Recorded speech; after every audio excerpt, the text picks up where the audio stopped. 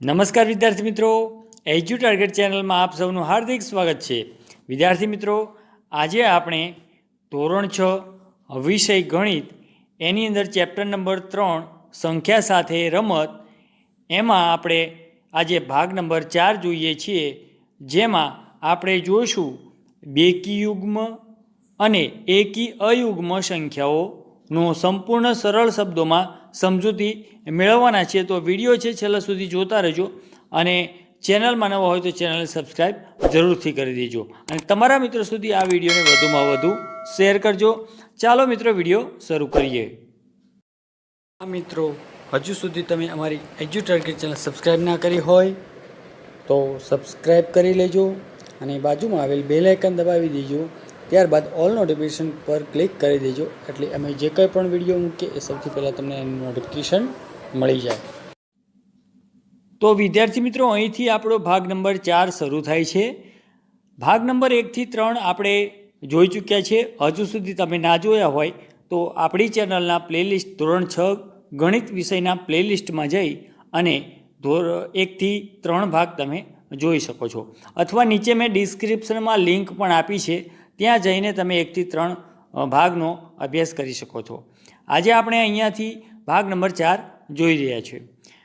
તો અહીંયા જોઈએ કે બેકી એટલે કે એને યુગ્મ કહેવાય અને એકી એટલે કે અયુગ્મ સંખ્યા, એનો આજે આપણે અભ્યાસ કરવાના છીએ, જેને ઇંગ્લિશમાં ઇવન અને ઓડ નંબર કહેવામાં આવે છે.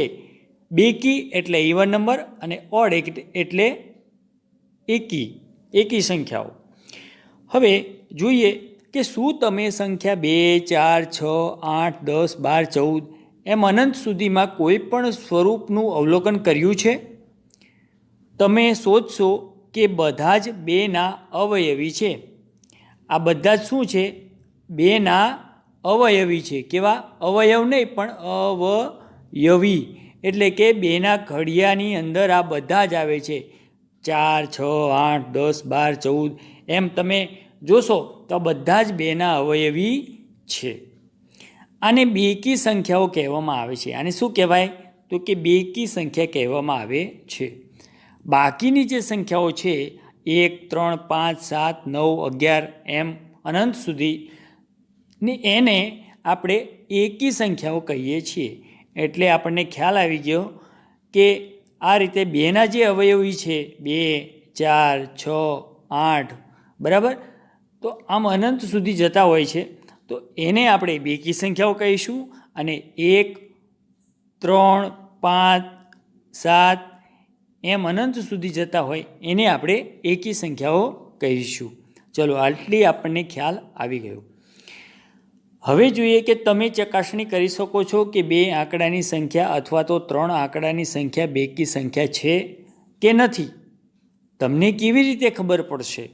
આટલી મોટી આપણને આ સંખ્યા આપી હોય, આવી સંખ્યાઓ હોય, તો આપણને કઈ રીતે ખબર પડશે કે આ એકી સંખ્યા છે કે બેકી સંખ્યા?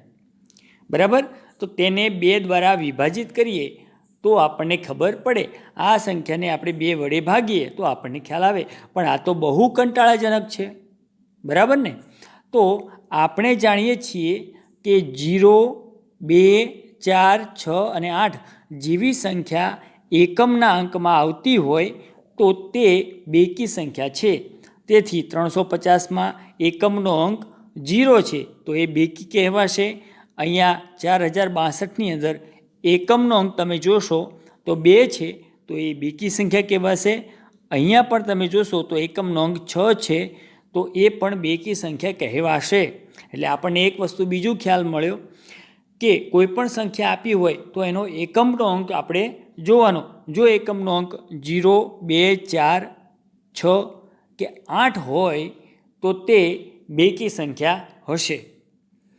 હવે અહીં તમે જોઈ શકો છો કે 457 એમાં એકમનો અંક 7 છે, અહીંયા 9 એકમનો અંક છે, અહીંયા 1 એકમનો અંક છે. તો આ બધી એકી સંખ્યાઓ છે. તો ચાલો આપણે કેટલાક રસપ્રદ તથ્યો છે એ શોધવાનો પ્રયાસ કરીએ. ચલો, પહેલું શું કહે છે એ નંબરમાં જોઈએ કે કઈ બેકી સંખ્યા સૌથી નાની છે? તો તે 2 છે. કઈ અવિભાજ્ય સંખ્યા સૌથી નાની છે તો તે પણ 2 છે. એટલે આપણે એક વસ્તુ સમજ્યા કે 2 એ સૌથી નાની બેકી સંખ્યા છે. કેવી છે? બેકી સંખ્યા છે અને જે અવિભાજ્ય પણ છે. એટલે કે એને 2 જ અવયવ છે. એક તો એક અવયવ છે અને બીજી સંખ્યા પોતે. આ 2 જ એના કુલ અવયવો છે, જેના કારણે એ અવિભાજ્ય છે અને બેકી પણ છે. બરાબર.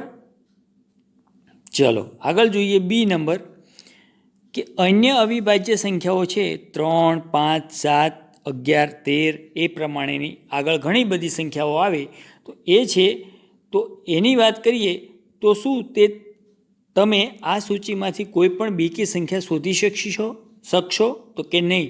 કારણ કે જે 2 છે એ એક જ સંખ્યા એવી છે કે જે બેકી છે અને અવિભાજ્ય પણ છે.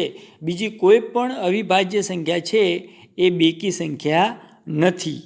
બરાબર. ચલો હવે આપણે કહી શકીએ કે 2 સિવાયની બધી અવિભાજ્ય સંખ્યા કેવી છે? એકી છે. અવિભાજ્ય 2 સિવાયની બધી સંખ્યાઓ કેવી છે? એકી છે. આ તમારે ખાસ યાદ રાખી લેવાનું. બરાબર છે વિદ્યાર્થી મિત્રો? તો આ વિડીયો છે આપણે અહીંયા સુધી રાખીએ છીએ અને આગળના વિડીયોની અંદર આપણે સ્વાધ્યાય 3.2 જોવાના છીએ. તો આ વિડીયોને તમારા મિત્રો સુધી વધુમાં વધુ શેર કરજો અને વિડીયો તમને ગમ્યો હોય તો લાઈક અને કોમેન્ટ જરૂરથી કરજો. વિદ્યાર્થી મિત્રો, નવા વિડીયોને વિશેષ સાથે ફરી મળીશું. ત્યાં સુધી આવજો.